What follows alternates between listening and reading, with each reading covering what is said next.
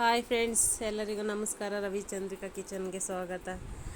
ಇವತ್ತಿನ ರೆಸಿಪಿ ಊಟದ ಜೊತೆ ನಂಚ್ಕೊಳ್ಳೋಕ್ಕೆ ಏನಾದರೂ ಪಲ್ಯಗಳು ಬೇಕು ಅಂತ ಅನಿಸಿದ್ರೆ ಈ ಥರ ಪಲ್ಯಗಳನ್ನ ಮಾಡ್ಕೊಳ್ಳಿ.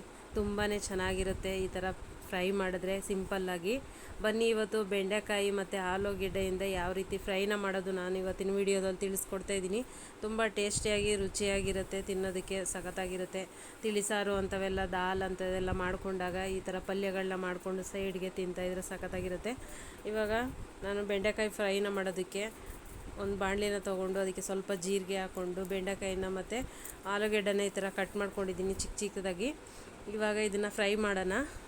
ನೀರು ಏನು ಹಾಕೋಂಗಿಲ್ಲ, ಇದು ಸ್ವಲ್ಪ ಎಣ್ಣೆಲೇ ಉರಿನ ಕಮ್ಮಿ ಇಟ್ಕೊಂಡು ಎಣ್ಣೆಲೇ ಫ್ರೈ ಮಾಡಬೇಕು.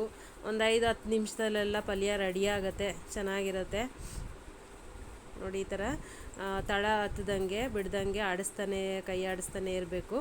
ಮುಚ್ಚಳ ಮುಚ್ಚಿ ಒಂದು 5-10 ನಿಮಿಷ ಬೇಯೋದಕ್ಕೆ ಬಿಡೋಣ. ಇವಾಗ ಸ್ವಲ್ಪ ಅರ್ಧ ಬೆಂದಿದೆ, ರುಚಿಗೆ ತಕ್ಕಷ್ಟು ಉಪ್ಪು ಹಾಕ್ಕೊಳ್ತಿದ್ದೀನಿ, ಸ್ವಲ್ಪ ಸಾಂಬಾರು ಪುಡಿ ಹಾಕ್ಕೊಳ್ತಾ ಇದ್ದೀನಿ. ಬೇರೆ ಏನು ಹಾಕೋಂಗಿಲ್ಲ, ಇಷ್ಟೇ ಸಾಕು. ಟೇಸ್ಟ್ ಮಾತ್ರ ತುಂಬ ಚೆನ್ನಾಗಿರುತ್ತೆ, ಸಿಂಪಲ್ಲಾಗಿರುತ್ತೆ. ಇವಾಗ ಎಲ್ಲ ಮಿಕ್ಸ್ ಮಾಡಿ ಮತ್ತೆ ನಾವು ಮುಚ್ಚಳ ಮುಚ್ಚಿಬಿಟ್ಟು ಮತ್ತೆ ಒಂದು 5 ನಿಮಿಷ ಬಿಡೋಣ.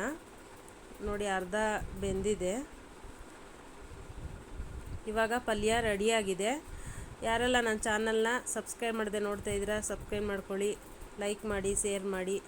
ಬೆಂಡೆಕಾಯಿ ಫ್ರೈ ರೆಡಿಯಾಗಿದೆ ಊಟದ ಜೊತೆ. Thank you friends, bye.